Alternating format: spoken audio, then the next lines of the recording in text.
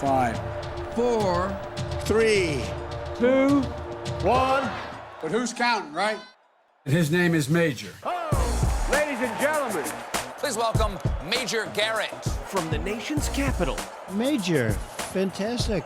it's the Takeout. This is a major achievement.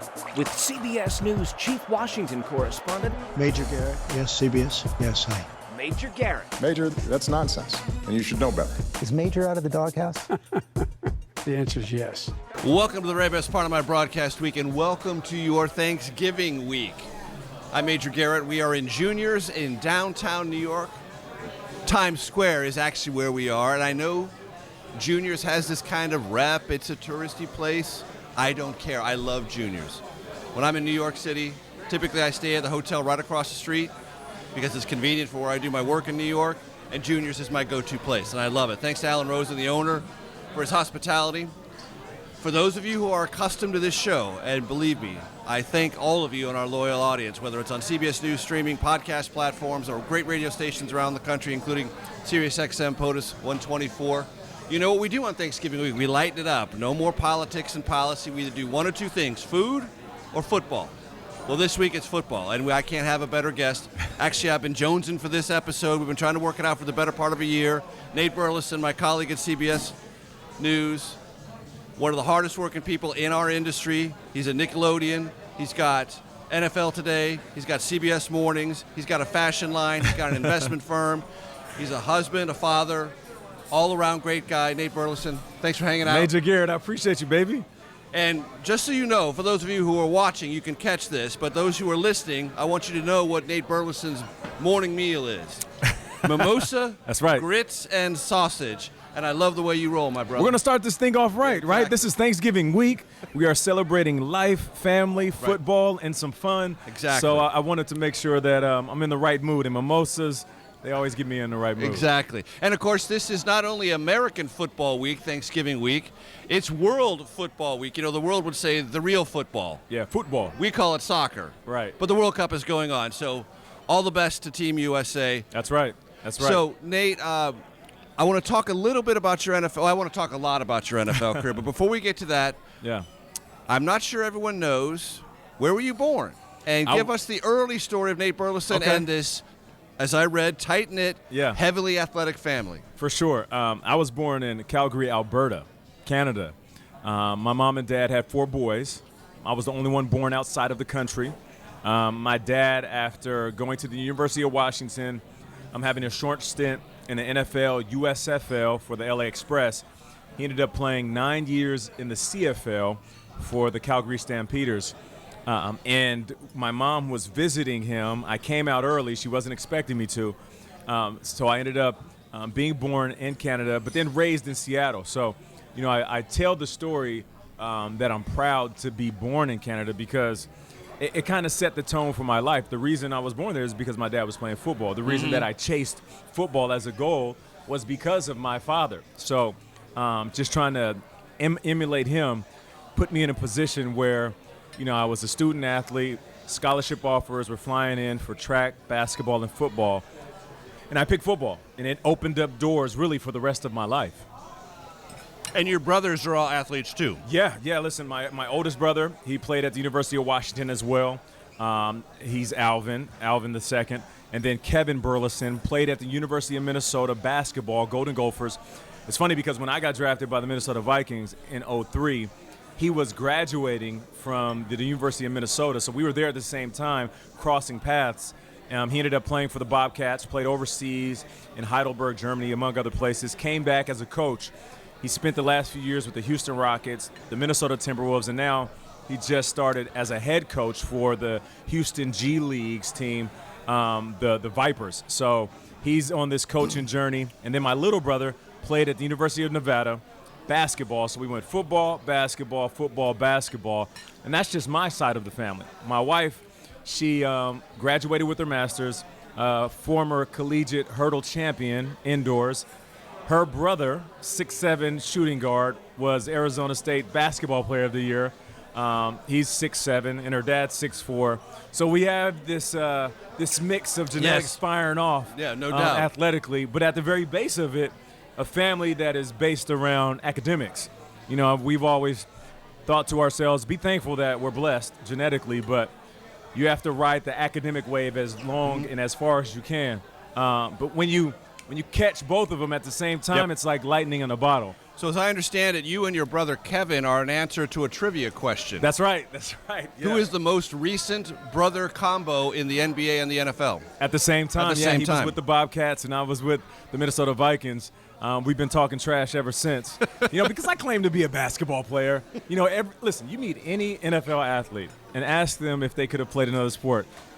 10 times out of 10, they'll be like, oh, yeah, man, I was one hell of a shooting guard. Or, you know what, I was a great pitcher. You know, listen, I could have been, one hell of a golfer. It just so happened I was great at football. So NFL players, we all claim to be something else. And I'll continue to tell everybody that I would have been a great NBA point guard. What is the biggest difference between elite college football and the NFL? You know, that's a great question. My last year of college football, University of Nevada. At University of Nevada. It was my third year. I was a junior. And it seemed like everything was happening the way I wanted it to. Now, it's easy for me to say that. Let me explain, because we have a little time. And I want to break this down for kids out there, even young adults that might be listening. It wasn't by chance. I feel like I was blessed, first and foremost. I was thankful that I had an opportunity to go to college and play football and be a scholarship athlete. But going into that last year, picture this. I had around 50 catches my first year, 50 catches my second year, decent seasons. But then my last year, I said, I'm going to give myself the best chance to be successful. I'm going to work harder than any other athlete on the team. So I would do training with my team, and then I would go train with another coach with specific training, speed, vertical, agility, all of these different drills that I wanted to add on. It's like I was just depositing money into the bank, and then game day is where I would take out my withdrawals. So that was one thing that separated me from my peers. Another thing that I did, like I said, I was raised in a Christian home, and I never claimed to be perfect, but I would say the closest I've ever been to being as disciplined in my walk was my junior year. My wife, or girlfriend at the time, we were dating, and like any other college athletes, we were hanging out, kicking it at night. I decided, along with her, you know what? Let's try to be abstinent.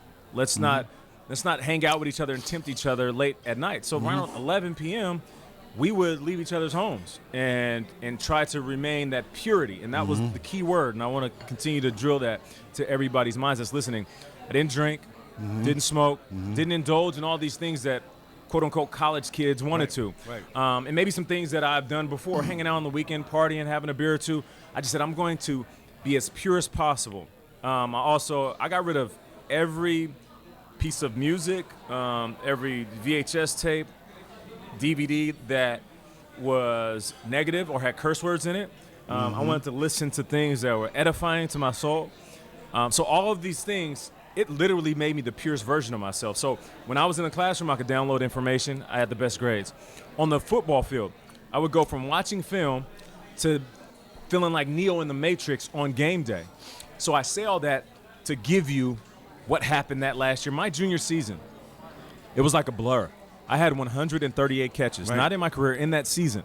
And people say, oh, man, you were amazing. It wasn't me. It was divine intervention along with all these things that I put in place to give myself the best focus. There were games where I would get through, pick my head up, and my teammates would be like, bro, you just caught 19 catches. And I'm like, what? Yeah, you just broke a conference. You caught the ball 19 times. We threw it to you 21 times. 2 of the balls were uncatchable. Everything that touched your hand, you caught it. And I ended that season 4 catches away from breaking the NCAA all-time record. And that was because I was as pure as I've ever been. So that was my college, that was like my riding off into the sunset. I could have came back for my senior year. We had a young quarterback coming back, and these agents were knocking at my door saying, it's either now or never. You'll get drafted. It's up to you what you do from there. So I'm setting that up for a couple of reasons. One, if you're out there and you're trying to figure out a way to break through, if you're trying to figure out a way to get the best version of yourself, try to be as pure as possible, remove the junk, and then see how you can dominate in the space you're in. But once I got to the NFL, I realized it was a lot harder than college was. We're going to get to that part of the answer in just a second, but that's a beautiful, beautiful summary of this process that Nate Burleson went through. He's our special guest. Happy Thanksgiving week. I'm Major Garrett. We're juniors in the Times Square. Back for segment 2 in just a second. In college, I wasn't paying attention to the corner in front of me. Right. You were merely just an obstacle. I know where the ball is going to me, and I know where I'm going to the end zone.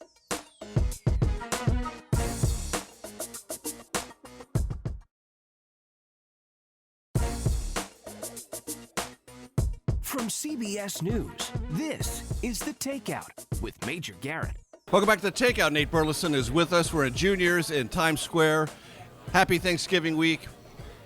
I know basically from, August until February, every week is football week in America, but some are more football weekish than others. I think Thanksgiving week is like the meta football week. Let me run down some statistics. Nate Burleson's NFL career. 10 years in the league, 135 games, 457 receptions, 750 targets, 5,630 yards. Average per catch, 12 yards, 12.3 yards, 39 TDs, 8 fumbles, 7 lost. Yeah. So, when people look at high-level championship Division I college football, then they look at the NFL, what is the biggest difference? What is in that gap, and what accounts for that gap? It's all mental. All mental. Oftentimes you hear rookies say, man, the game is so much faster. Faster. Speed. Yeah, speed of the game. The guys are so much bigger and stronger. The last two things are true. Guys are bigger. They are stronger. These are grown men that have mastered their skills. But the game itself isn't faster. It's the same game that you've been playing since you were 9 years old. The difference is your mind is moving slower. So the first time you step on the field, you realize that you're thinking more than you ever thought before. The reason I had success in college and in high school, because there was a point where I knew the game like the back of my hand. And that happens in any walk of life. I know we'll get to it, but, I transitioned from sports to news. Those first few weeks, TV wasn't different. No. It's the same old TV I've been doing for the last 5 years. But it's the knowledge of the things that I am now talking about more consistent than I have ever been before. Once you catch up on that, and once you're more locked in and you do the studying, the game slows down. I just love the movie The Matrix, and there's the moment where Neo realizes, he is the one, and he starts seeing all of these lines and coding, and that's how the game slows down for guys that reach that point. Dante Culpepper was my first quarterback in the NFL playing for the Minnesota Vikings. He had an MVP season my second year. 3 out of the first 5 games, he threw for 5 or more touchdowns. Those numbers are wild. And I remember just being this young guy, and I'm just at his house. He had another party because he would bring guys together to build chemistry. And I'm just this little high-pitched kid without a hair on my face. I'm like, hey, Dante, how do you feel? You're playing amazing. They're talking about you in the MVP. Obviously, I'm exaggerating, but that's how I felt. I sounded. And Dante's like, yeah, I'm just trying to do my thing. And I'm like, yeah, but you're playing so amazing, man. What is it like? How do you do it? And he's just like, I feel like Neo when he realized he was the one. And I never forgot that. And I use it often because you can use it in any space. And I was like, what do you mean? He said, I don't see players anymore. This is the quarterback that sees everything. He has the ball in his hand majority of the time. He said, I don't see players anymore. I see X's and O's. Think about that. How dope is that? Because when we study film, when we are looking through our playbook, that's how everything is drawn out. It's drawn out in X's and O's. And coaches hope that how we study it, how we draw it up, that's how it plays out. Oftentimes it doesn't. It's more beautiful chaos than it is a perfect game plan. But Dante said he's doing so much film work, and his brain, his IQ, football IQ, met his athleticism, and they are both firing off at the same time. And now he just sees X's and O's instead of guys in jerseys. And I was like, I need to get to that point. Because without knowing it, I was at that point in college. In college, I wasn't paying attention to the corner in front of me. You were merely just an obstacle. I know where the ball is going to me, and I know where I'm going to the end zone. So the game never got faster once you got in the league. It's just that your mind started moving slower. So what do you do as a player to get your mind caught back up with the so-called speed of the game? What do? you have to study. Right. You have to study, and you have to lose yourself in the monotony of what is the work. You know, we oftentimes talk about greatness, but we don't talk about what it takes to be great. And let's just call it what it is. The journey to being great at anything is exhausting. People say, hey, man, Nate, you're doing so awesome in TV, man. Look at you. You went from sports to entertainment and now news, and you have all of these different shows. And you have these side ventures that you're doing, and it seems like you have your hands in everything. And it is, from the outside looking in, I can assume that life is lovely. And I'm like, sure, in moments it is, but it's also really tiring. It's also really exhausting. There's long days and short mornings. Yep. And if you look at any of the greats in any walk of life, not just sports, there are times when they had to dedicate themselves to being exhausted. And that's what nobody will agree to. If somebody said, I want to be great, and then after that, all right, here's a contract, but what you're going to have to agree to, the fine print says you're going to be tired more times than not. You're going to be walking around feeling like a zombie. There's times you're going to have to wake up when the moon is out and nobody else is up, and you'll come home when the sun is going down. Right. Are you willing to do that? And all that spontaneity, you better put that on a shelf. Exactly. Yeah. Like something's coming, hey, I got tickets to this. No. Right. Answer's no. Right. The sacrifice. Answer's no. The sacrifice. And it's hard. It's hard for young people to sacrifice because we get so caught up in, well, you know, the time is now for me to really give myself what I want. But like I heard once, like, do what you have to do now so you can do what you want to do later. It's hard for young people to understand. And listen, I'm That's a variation of Denzel's saying. Right. And I am. I do more of what I want to do now and less of what I have to do. Earlier in my career, I had to do a lot of what I had to do. You had to do. And he said, I've banked my entire existence in the entertainment industry on doing more of what I want to do. Yeah. Projects that really interest me, projects that fire me up. Right. And maybe I'll do an interview or do a movie where it's more of a box office thing, and maybe I'm not as passionate about it, but it gives me the flexibility to do what I want to do. Of course. Yeah. And that's it. And that's where I feel like, you know, the young people that are in the league, they realize the sooner you realize that, the sooner you'll see greatness. So you mentioned that purity of your junior year in college. Yeah. Was that a one-time thing? Or did you carry that, at least in some dimension, forward, and do you still have it today? I still have it, but it's that one moment in my life where I can reference and look back. It's like a tab in the book of life. Like, oh, I remember that one chapter. Things were working seamlessly. Yeah. And it seems and like you were intentional about pulling away every distraction. Yes. It was the intention. It was the intention. You know, I went to University of Nevada. Our mascot is Wolfpack. And someone once said while I was in church, you have two wolves inside of you. The one you feed the most is the one that's going to win. Yeah.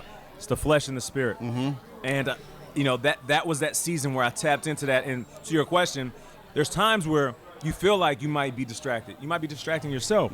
But I can always reference that. Like, Nate, get back to that. Find purity in your life. Where are things that you can clean up and allow yourself to be the best husband, father, friend, co-worker, best media personality you can be? I'm not sure, but I have read a book of Native American wisdom. It may not originate with Native Americans, but that story is very familiar. I think so. You have two wolves inside every person. Yep. One can be growling and intense and quote-unquote evil. One can be good, and the one you feed is the one that will grow and eclipse the other. Eventually become who you are. And we have to realize that. And it's fluid, right? It's not just one moment in your life. Right. It's our entire lives. Like trying to do what is right and do what we think we're good at is a lifelong journey. College or NFL, when was the most joyous moment of your playing life? I got to say the NFL. I mean, I'm not going to front. College was fun, but I was also a struggling college student. We're talking top ramen and hot dogs, baby. Canned goods, you know what I mean? We would fight over the last chicken McNugget. Grown men, by the way. But the NFL was fun because you score a touchdown, there's 60, 70,000 people that rise to their feet. Another million or so watching at home. And the bigger the game, the bigger the fan base. It was like being a rock star with football pads on. And we just traveled city to city, and the end zone was my stage. Yeah. And you got there 39 times. Yeah. I'm going to gather you remember all 39. I do. I remember all 39. And there's a few on there that are punt returns and kickoff returns. Yes. That are even more memorable. And we're going to get into that when we come back for segment 3 because I want to talk about the science of punt returns and kickoff returns. I got something good for you. That's Nate Burleson. We're juniors in Times Square. Happy Thanksgiving week, everyone. I know you dig the Takeout year-round, and I thank you for that. I'm Major Garrett. We'll see you for segment 3 in just a second. I used to hear chants, Nate, Nate, Nate. If you're on the road, boo, you're a bum, drop it.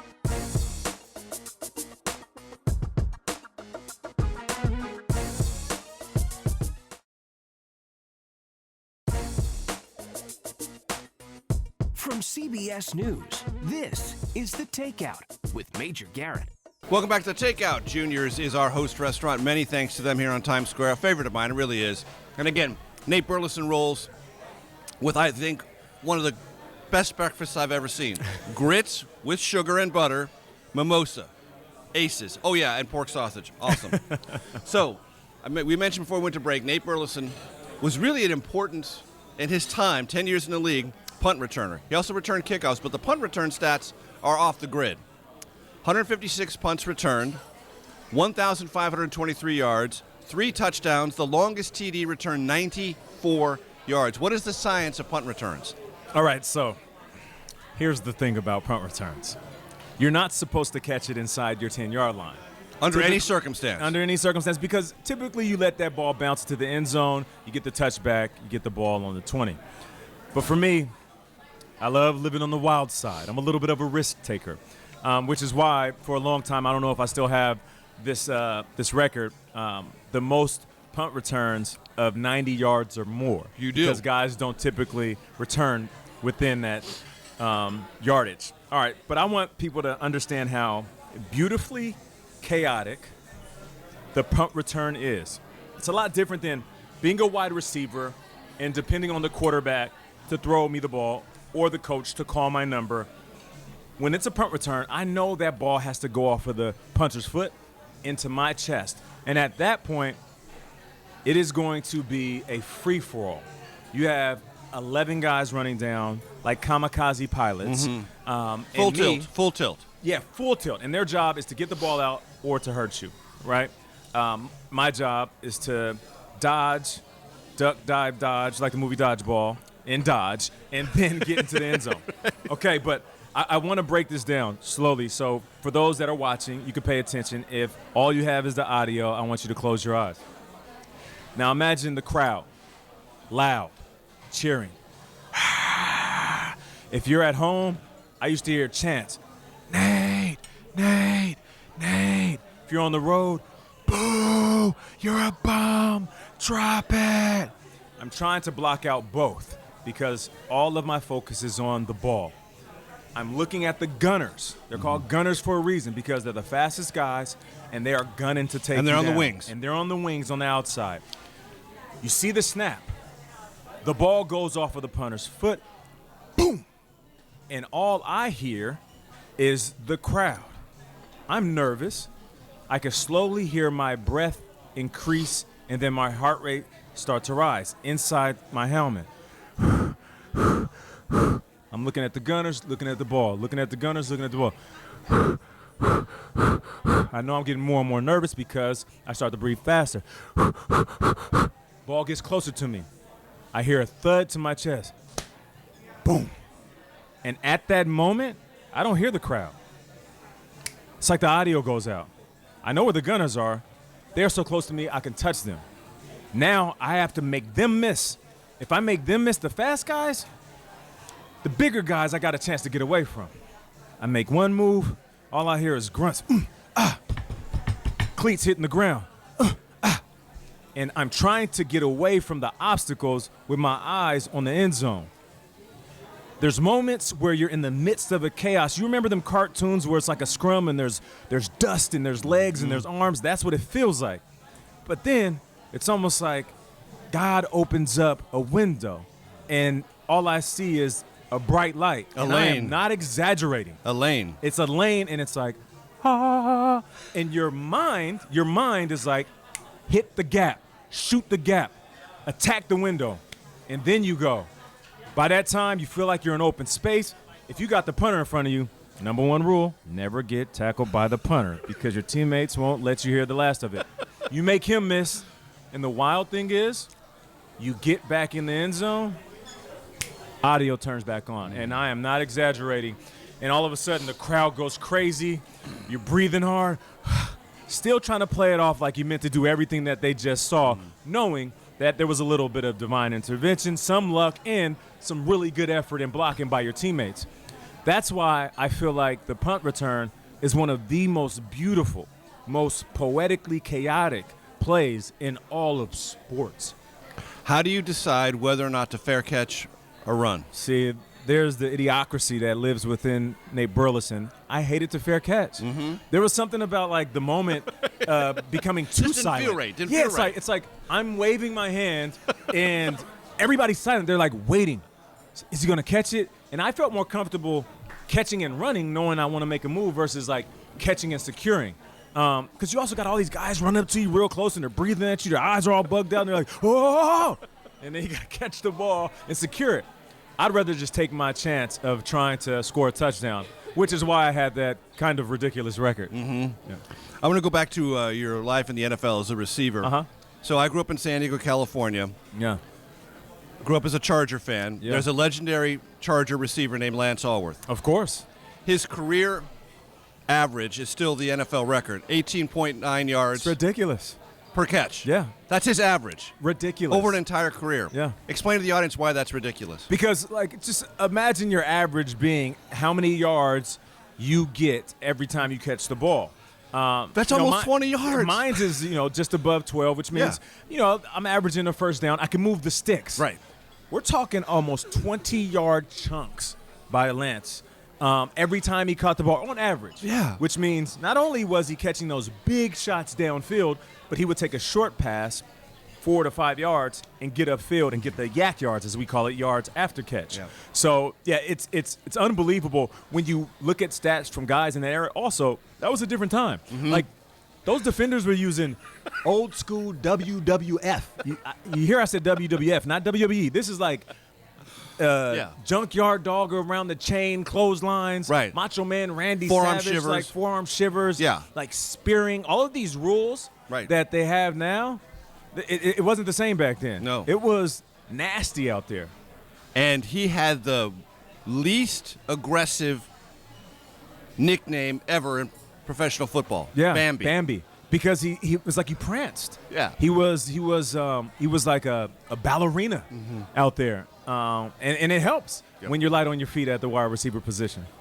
When you're catching the ball in the NFL, what is the most important part of that? Is it your feet or your hands?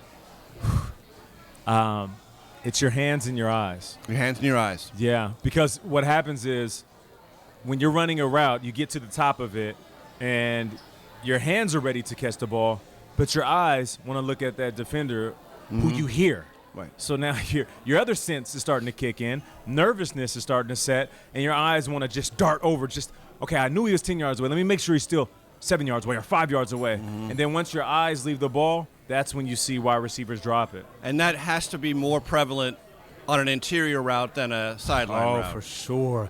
Because Explain you got to the those audience big what guys. alligator arms are. Oh, man, alligator arms are the same thing when you're going out with a group of friends and that one broke friend, he act like he's reaching for the check, but he really doesn't. It feels like his elbow is attached to his rib cage. So receivers get that exact same motion when they're running across the middle of the field and a linebacker is there. I remember seeing Ray Lewis and thinking to myself, all right, I could either catch this and take a hit and possibly risk snot bubbles running down my face, or I can give him the alligator arms and have the embarrassment of Ray talking trash, but then my teammates knowing that I gave up on the play. So I decided to catch the ball and take the hit. That's why I probably had a few surgeries while I played. I wasn't turning down a big hit because there was a big guy waiting on me. But, yeah, alligator arms happens a lot. And now that I mention it, you'll see it when it happens in the NFL. Injuries are inseparable from the NFL game. Right. Correct? I've had a bunch. I've had ACL, PCL, MCL, broken leg, torn thumb, broken finger, broken ribs, broken nose, 2 separated shoulders. Of course, I've had concussions, fractures in my ankle. All had of that, torn groin. all of that in the NFL. All of that in the NFL. I think one separated shoulder was in college for the most part. All of that in the NFL. So 90% of the injuries you just described happened in your 10 years in the league. Most definitely. And I didn't know they were as bad until I retired. Until you retired and you found out. And I had to go to a doctor who wasn't attached by the NFL to really give me the full detail of my injuries. That is the voice of Nate Burleson. We are at Juniors in Times Square. What a great conversation this is. Happy Thanksgiving week. Happy football week. Back for segment 4 in just 1 second. And the guy's like, yeah, Nate, I know you felt that. I'm like, no, I didn't.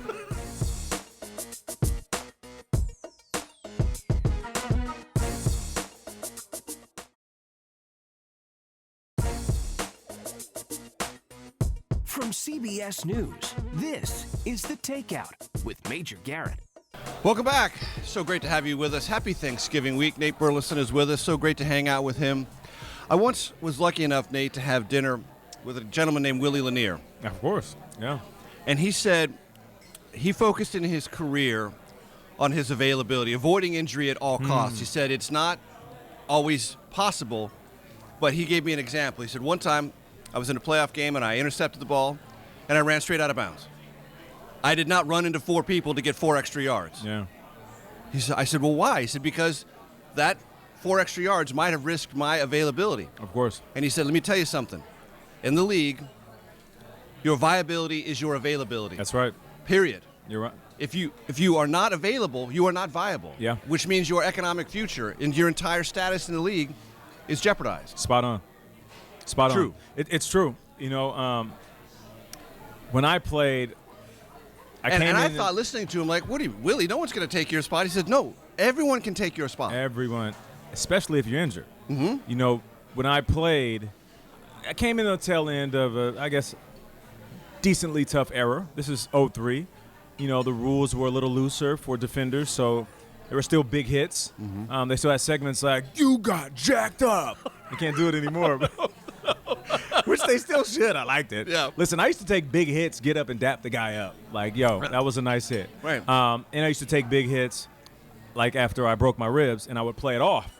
You know, and the guy's like, yeah, Nate, I know you felt that. I'm like, no, I didn't. And I go to the sideline, and they're like, yep, you broke your rib. That's for sure. And I would ask the trainers, well, can I break it anymore? No? All right, well, give me a rib protector. I'm going back in. I walk that line of Those being conversations too tough. happen. Those conversations Put me back happen. But for me, if I were to like give advice to young Nate, I wouldn't fight for as many extra yards. I wouldn't decide to take on the guy who's 50 pounds heavier because it made me seem tough, or I was fighting for a yard that didn't matter. Now, if it's the Super Bowl and there's 0 seconds left and I got to dive over a pile and take the shot of my life, I'll do it. But I'm in the preseason trying to run over 4 or 5 guys. I'm getting hit from all angles. I remember one time I'm sitting there fighting for an extra yard. The cornerback is holding me up, and I see this linebacker, and he is just hauling it from the middle of the field. And I'm sitting there looking at the yard marker. I'm like, all right, let me fight for extra yards. That way we can move the sticks, and I'll get the first down. And he's like a freight train. I can see it in his eyes. And there's nothing better for a linebacker to hit a little guy because we shake him all game long. So it's like, finally. It's like when Tom the Cat finally catches Jerry, you know? Right. So he was just running, looking at me, licking his chops. And I could have just slid down, and he had to ease up. But I stayed up, and I wanted to take the hit. He hits me. Boom, lights out. But I was in the pile of a guy that was holding me, so nobody realized that I just had a concussion and my lights went out. And the guy that was holding me up, he probably was thinking that I felt like a baby in his arms because I went limp for a second, and I woke back up. I walked to the sideline, and I was thinking to myself, why did I take that hit? It was so unnecessary. But I did that time and time again. Now, sometimes it was worth it. Yep. Sometimes I ran over a guy, and the crowd got hyped. Yep. My team got juiced up. We got the momentum. They're high-fiving me on the sideline, and it looks great on my highlight. But if I could do it all again, I wouldn't, because there's a ton of surgeries and procedures that I had that were a direct result of my quote-unquote toughness on the field. We've had DeMaurice Smith, Executive Yeah. Director of the NFLPA, on this program. Yep. We've had Eric Winston, who's President of the NFLPA, and we've talked about this before, but I want you to personalize it for my audience. This concept of being on the roster, being on the 53-man, what that means in terms of 1 year in the league, or when you get to that magic that 3.5. Number. Yeah, at 3.5, 4 year mark is when you know that you will start to get the kickback of being in the league. You get that retirement plan, and I will say this: the healthcare, the NFL does a great job when it comes to 401k, the retirement funds in place.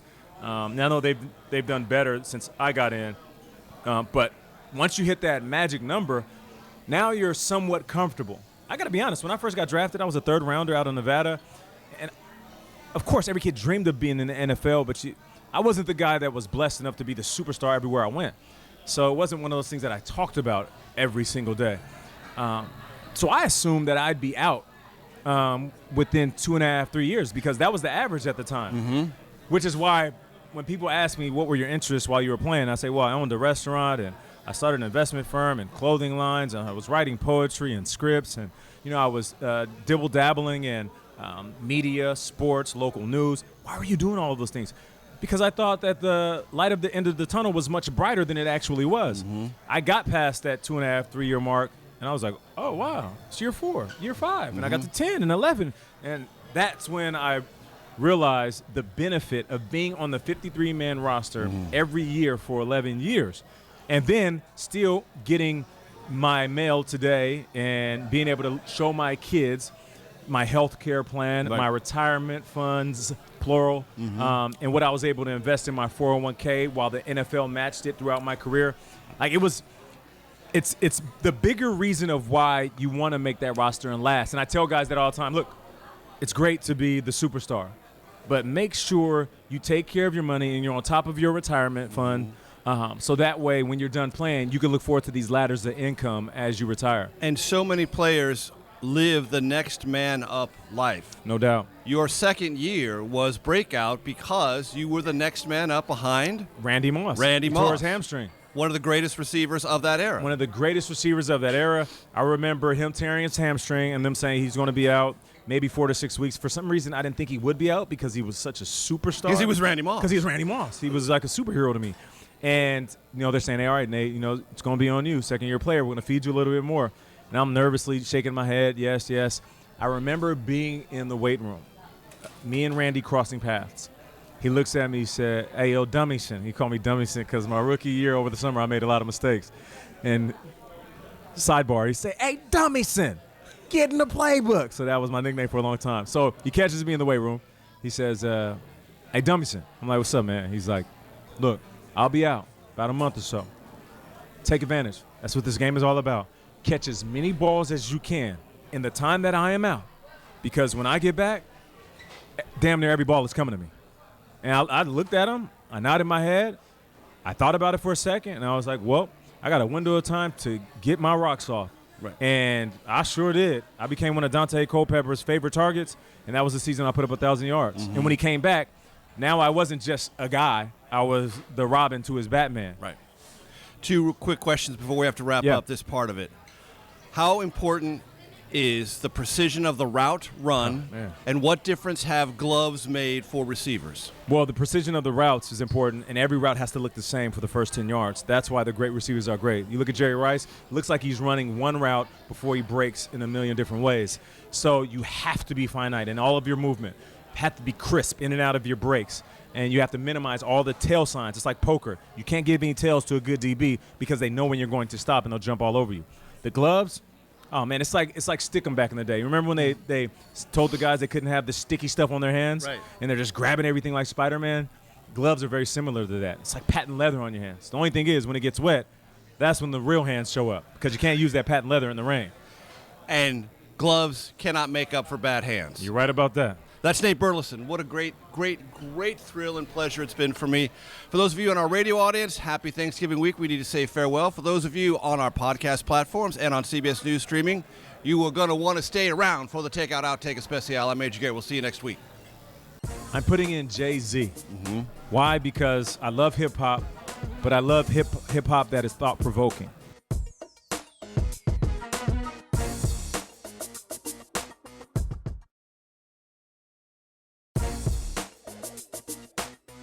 From CBS News, this is The Takeout with Major Garrett. Welcome to your Takeout Outtake Especial, and this is an Especial on top of an Especial for me. I'm telling you, Nate Burleson, it's such a great hang. It's such a great conversation. I love being with you. I love learning from you. A little bit more football, then we're going to get into our threshold questions. But on football, what is, for the casual or even the above casual fan, the science of a fumble? Is that a failure on the part of an offensive player, or is that a tactical success for a defensive player? It's a tactical success for the defensive player. It's more genius for a defender to come in and not just wrap you up and get the tackle, but use his offhand to either rip, punch, or just simply strike the ball out. What happens is when an offensive player becomes a runner, we're distracted by all of these things.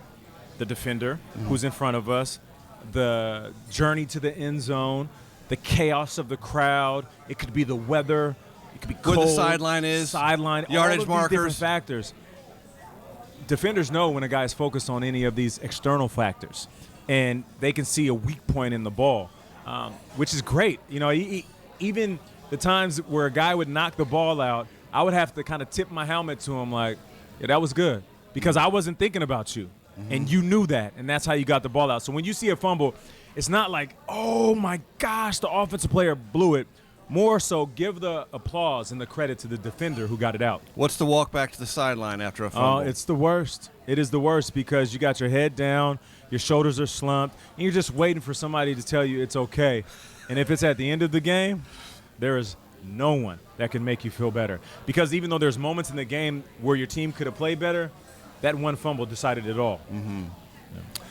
So we have our favorite threshold questions. Every Okay. guest has Okay. answered them for the better part of 6 years. Okay.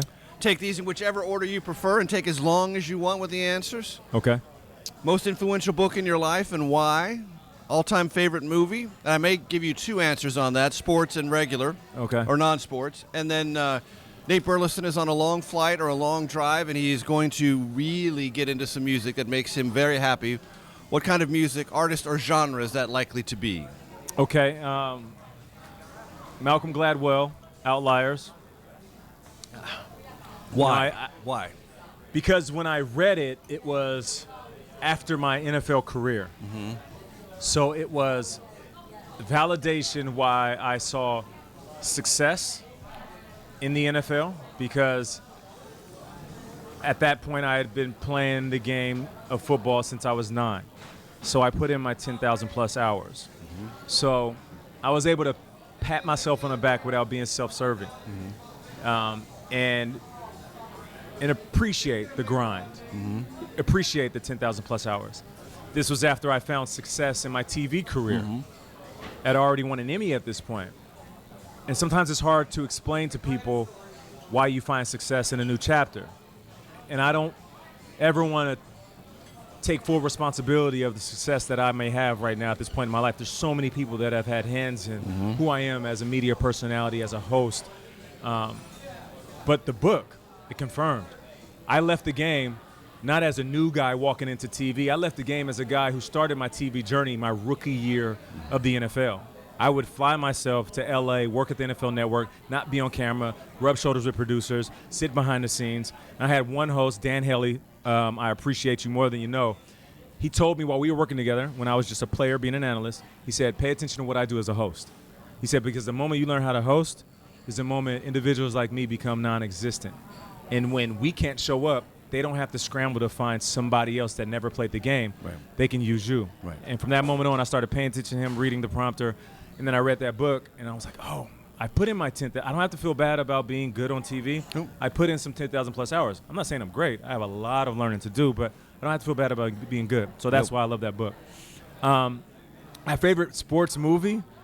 All right, I'll give you my favorite movie and then my favorite sports movie. You know, I really love comedies. And I thought that Bad Boys with Will Smith and Martin Lawrence is just a classic film.